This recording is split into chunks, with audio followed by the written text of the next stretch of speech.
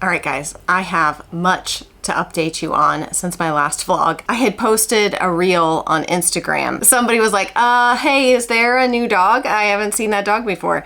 And then there was lots of questions like, where'd that dog come from? And then lots of people concerned about Bodhi and asking about Bodhi. And I realized I had not updated y'all on that. So that is one of the pitfalls of not vlogging as much as we used to. You know, we were vlogging 3 times a week. We could pretty consistently keep up with like what we had updated on, what we had talked about, what we had shared about. And it's a bit harder to do that when you're only vlogging like once a week because a lot happens in a week in our life and in most people's lives, I'm sure. So here's the funny thing.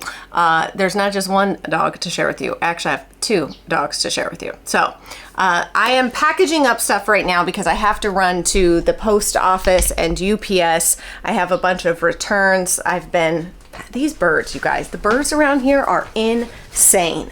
They just, I don't know, it's like they know that we're not dangerous or something, so they just feel like they could just like let it all hang out around here. I don't know, they're wild. I packaged up a bunch of returns right here that I need to take. Of course, you know how they like to do it with returns. Some things go to USPS, some things go to FedEx, and then I have to take one thing to UPS. Very frustrating. But because we live in an area where we just don't have a lot of these stores, so I can't physically take them. But as I'm packaging up all these things, one of the dogs I need to introduce you to is actually right here. Let me just sit on the floor. Can you say hello? Believe it or not, though I'm sure you can probably tell, this is not Aslan. She is much smaller than Aslan. She's much smarter too, huh? Yes, you are. You're much smarter. Yes, you are. You're a better girl. Okay. So I don't know how to make a very long story short. I'm not good at that. Maybe I need to do like a sit-down Q&A thing with CR because sometimes I can't always foresee the questions that y'all will have. But this is Charlotte. You say hi? You say hi, Charlotte? Can you say hi? She's actually not black and as dark as she looks here. About like a week or so ago, we had been painting fencing with the fence paint, the black fence paint, black fence paint. Enunciate, Angie. It's a very like thick oil-based, I guess, paint. So it's just very thick and sticky. The dogs knocked the paint thing over, it spilled on the ground, and I was unaware, and I guess Christopher was unaware that that had happened. So long story short, at about midnight, she found it in the yard and rolled in black paint. So CR had to give her a bath outside at midnight to try to get the paint off of her, and it's still not all the way off of her. And she loves to roll in the, she's hiding back there. She loves to roll in the dirt. So she is the same breed as Aslan. In case, I mean, I feel like that's obvious, but maybe not. I don't know. She's Great Pyrenees. And basically what happened was after we had our duck incident, I'm gonna try to make this quick. Watch, here we go. Let's give me like a timer here. Can I give you the story in under a minute? I was gonna say 30 seconds, that's pushing it. I don't know how to put a timer here. If I could figure it out, I'll put one here. 1 minute, go. After our ducks were attacked, we knew that we had to figure out something because we got Aslan as a Great Pyrenees to be a protector of the property, but we didn't know anything about training a dog to be a protector of the property. So he just ended up being an inside dog all the time. And now he's lazy. He doesn't think he has a job around here. So all he does is just sleep inside at night. He won't stay out at night. If you try to leave him out at night, he barks to be let back in the house. He's not your typical guardian dog. He's spoiled rotten. And so we knew we needed a guardian dog that could actually protect some of our other creatures around here. The llamas protect the goats and the pigs, but we needed something that would protect chickens, ducks, etc. So I put out some feelers and said, I'm not looking for a puppy. I don't want a puppy to train. I'm looking for a dog that has been a guardian before that maybe needs to be rehomed for some reason, yada, yada, yada. And that's how we discovered Miss Charlotte here. She is 6 years old. She's been a guardian on a previous property farm before, working with a whole team of dogs. There was, I think, 14 Great Pyrenees at the place where she came from. And that's how Miss Charlotte has come to be part of our family. She's 6 years old and she is now in the training process to be a guardian here on our property. How'd I do? Did I do it in under a minute? I don't know, probably not. Anyway, so I just want to add a couple things outside of the 1 minute explanation of why she's, like how she ended up here. The magical twist of fate that caused her to gravitate towards this Institute of Imbeciles.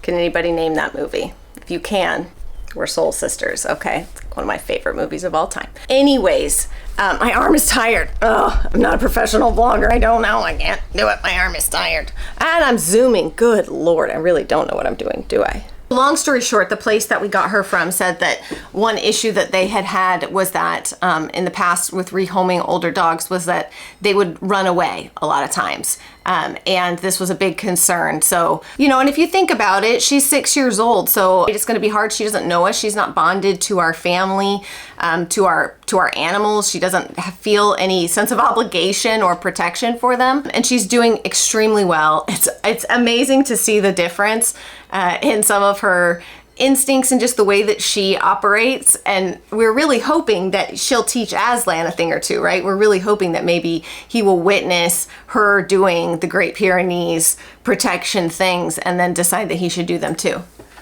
So that is the story on Miss Charlotte. I feel bad, like I wish I would have been able to introduce her to you when we first brought her home and she was like all clean and shiny and looked great. She's still a darker, her coat is not as bright white as Aslan, but like I said, Aslan is a pretty boy, okay? Aslan is like a bright white dog. I mean, I don't even know how. It's like his coat just sloughs off dirt. When he goes outside, he can roll around, shakes it off, and it's gone. It's insane. She has a little bit of, I think it's called like badger, a little bit of the darkness on her ears, a little bit, not much, a little bit in like paw areas and stuff. She's not completely bright white like he is, and now she's tinged gray until further notice, until we can get all of the black paint off of her. But she also rolls in the dust to cool, like in the dust of the dirt to cool. So she's kind of always a little bit dirty. But she's doing great, and hopefully will be an excellent guardian for ducks, chickens, and property. And hopefully Aslan can learn a thing or two from her about doing the same.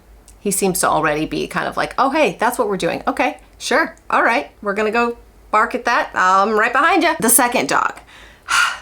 This one's a little tough for me to like talk about, share about, and find the line for how much I want to say about it. Just because it involves Kennedy, let's just give you a quick Cliff Note version to catch you up to where we're at, is that she had got a dog. It's what she really, really wanted for her 14th birthday. We got her a dog and she wanted to do agility or maybe dock diving or something like that. And we got her a mini Australian Shepherd. Actually, is he a toy? I can't remember. A small mini toy-ish Australian Shepherd. She did excellent with training him. Y'all have seen how well trained he is, and he has a brother, Oliver, that we got for my daughter Shelby, so she has his brother, and then the sister went to live with my mom, so my mom got her sister, or their sister, Sophie. All the dogs were doing great, and then at some point when Bodhi was a few months old, he just wasn't really growing, he wasn't thriving, he was very anxious and weird behaviors, then he started coughing, all of this stuff just really wasn't adding up. He wasn't like the other two dogs. We're gonna just jump ahead in time. Around the time, right before he turned 1, I think, so it was the fall of last year, we found out that he had a heart condition, and a very, very serious heart condition, where they basically told us, essentially, if you do nothing, then consider him in doggy hospice for the next 3 to 6 months at best. For him to survive that long. Do nothing and he was going to die, or do something and have this surgery done that could potentially, extend his life. And at the time when this happened, one of the first things that we had to do, which was gut-wrenching, just gut-wrenching for everyone, was he went to live with my mom. So being here with all, we have this whole pack of animals, we have 8 children, we have a very busy, loud life, and it was very overwhelming for him. He was very, again, like I said, anxious. I think a lot of that was his own like protective mechanisms, because he doesn't know he has a heart condition, but he knows that he doesn't feel good. He knows that he feels sick. He knows that when he tries to run and play with the other dogs, he gets really winded. The vet was like, I'm honestly surprised he hasn't passed out on you guys a bunch of times. Like, the vet was even shocked that we hadn't seen more of those types of behaviors. So a really tough decision had to be made, and I have so much respect for my daughter, because I don't think at her age I would have been able to make that decision to let my dog go live at someone else's house, to go essentially become someone else's dog, because y'all know how much she loves Bodhi. And that was such a hard decision for her. And I have so much respect for her at that age to be able to put the needs of Bodhi above her own desires to have this dog. And so he went to live with my mom where he could lead a much quieter life. Now, y'all know my parents live just 2 miles, 3 miles down the road from us. So we're able to go and see him all the time. We go over there, we see him all the time. That's been very helpful for that transition for her. We'd kind of hoped that maybe the surgery would give him a completely normal life, but realistically, it's extending his life. It's not going to give him a normal life, and he still needs quiet, more of a calm environment than we can provide him here. So he had the surgery in February. He actually is going to be going for a follow-up this month or next month to see basically if any of the clogging has come back. The tube has not built up, but if it's closed up, basically, again, if it's starting to close up again. We think the surgery, it will be a long-term successful, meaning it will extend his life longer, but we just don't have the complete final answer yet. I will let y'all know when we do, but he is doing good. You wouldn't believe how huge he's gotten. Now that his heart is functioning, the dog is like, poof, he's just poofed up into this. He's so much hair. He's bigger than, I'm gonna take some video next time I go to my mom's. He's bigger than Oliver. He's bigger than Sophie. Like, he was the smallest, okay? He was the smallest of all 3 of them. And now he's just like, I mean, he's so big, so fluffy. Anyway, so when all that happened, I had said to Kennedy, let me know, like, if you want to get another dog. And at first she was like, no, I don't. And I knew that obviously that is a heartbreaking thing to go through. And so I just said to her, look, you don't have to decide now. If you change your mind 6 months, a year from now, and you're like, no, okay, I do feel ready to have my own dog again that I can train and do what I want to do, just let me know. And so a couple months ago, about 2 months ago, I would say, she came to me and said that she felt like she was ready now. Bodhi seemed to be doing really well at my mom's. He's very attached to her and being there. My mom has, by the way, if you're new here, my mom has a whole gaggle of toy mini Aussies and one like full-size Aussie Dakota. And so, I mean, he's just like loving life. He's just part of this pack of Aussies and loving life over there. And so we knew he was settled and doing well. And so she came to me and said, she thought she was ready. She said, I know what, I really would like to get a Boykin Spaniel. I really want to do dock diving, maybe some agility, but she really wants to do dock diving, and she really wanted to get a Boykin Spaniel. And I was like, I don't know anything about a Boykin Spaniel. Turns out they are the state dog of South Carolina, which I thought was really cool. And I was like, oh, that would be awesome. And, she really wanted a puppy that she could train from day one and be able to do the dock diving and stuff with. And like I said, given the experience with Bodhi, I felt like that was the best thing. I very much trust her decision-making skills. I trust her ability to reason something out and figure out what the best route to go is. Anyway, so we were able to find someone who had some Boykin Spaniel puppies just a couple hours away from where we live. And so my mom actually took her to go pick up the dog. So anyways, her name is Darcy, and she is a Boykin Spaniel. To my knowledge, all Boykin Spaniels are this chocolate color. So it's like almost like a chocolate lab color. And so they have very smooth coats and then just the curly spaniel hair on their ears. This dog is the softest dog I have ever felt in my life. And she is like a slinky. When you pick her up, her skin moves all around. She's like a slinky. I don't know how to explain it, but she's so soft. And she's so sweet and she's so smart. And of course, in true Kennedy fashion, she's been training her really excellently. She decided that with this dog, she wanted to be a little bit looser handed. She was very firm with Bodhi. I think that was her first time ever having a dog that she owned and trained herself. And so she was very militant. I think that's the best word. She was very militant with Bodhi. And I think that she realized that brought benefits to his obedience, but there were pitfalls to that, to his connection with her and other dogs and other people. And so she's wanted to find more of a happy medium with Darcy. And I think she's done a great job of that. So they'll go take Oliver and Darcy downtown, or sometimes Shelby will bring her pig Timmy and they walk around to socialize them. They'll take them to the park with the kids, and while the kids are playing on the playground, the girls will walk with their pets. And of course, people stop you all over and want to pet your dog and all of that kind of stuff. So great socialization for her off of our property. But we have found, and we're going to do a whole video talking about what it's like to own so many dogs. But I will say that one of the things we found is that I used to watch like Cesar Millan when I was like in high school. or whenever that show was out. Was that high school, early 20s? I don't know. And I remember thinking like, how does he have all these dogs? Like, this is insane, all these dogs. And I realized that there is very much this sort of pack thing that happens. There's another dog trainer that I watch here on YouTube, and he trains a lot of like hunting dogs and stuff. But when he's out with his dogs, I'm like, how does he have all these dogs out? Like, he's got like 15 dogs, all different breeds, sizes. But they form this pack. They have their own little kind of hierarchy of things. And they almost function better because you kind of keep everyone in their place. Humans are humans and dogs are dogs. They're able to play and do all the dog things with other dogs and then get some of that human affection and whatnot with the human being. So of course, Jessie loves Darcy. Jessie loves any puppy. Jessie loves my sister's dog, Honey. Whenever they bring Honey over, Jessie and Honey just wrestle around and act crazy. And Darcy and Jessie do this all the time. I have to say, Jessie puts up with a lot because Darcy's got sharp little teeth and she will like rip at her ear. And I'm thinking, that's got to draw blood, and it doesn't. But Jessie loves it because she loves to play with Aslan and chase him around the yard. But obviously he's much, much bigger than her. So they're a little more equally matched, Jessie and Darcy. They get along great.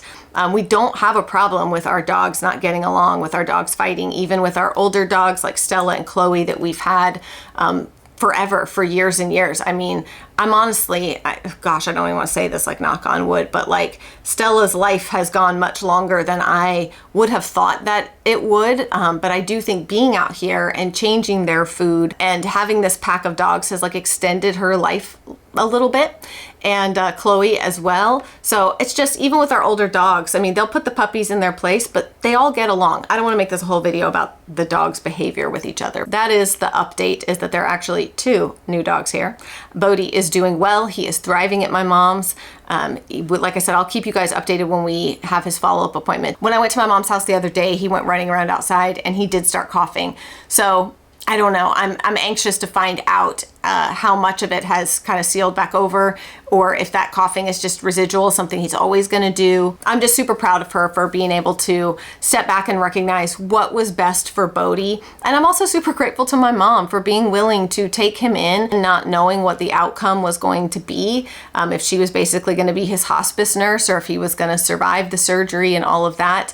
But he's kind of, like I said, on the other side of that, and he's bonded so much to my mom and to the other dogs there that now we go over to see him and he kind of just treats us all like, oh, hey, like, I know you guys, I like you guys, but you can tell he's happy. He's so happy at my parents' house. There's really nothing better I could have asked for in an outcome in that whole situation than what has happened. All right, wow, that explanation took a lot longer than I anticipated. I don't even know. If I keep vlogging the rest of the day, then this video is going to be like 45 minutes long. So maybe what I'll do is just upload this as a separate vlog. I'll just keep vlogging and do a set. I'm telling you guys, I'm talking you through my thought process. Okay, people don't typically want to watch like 45-minute videos. So maybe I'll just upload this with the explanation of what's going on with the dogs as its own video, and then I'll keep vlogging and we'll do that as a separate vlog. How does that sound? I feel like that's probably better, because otherwise, too much. Too much Braniff in one day. You know what I'm saying? Too much in one day.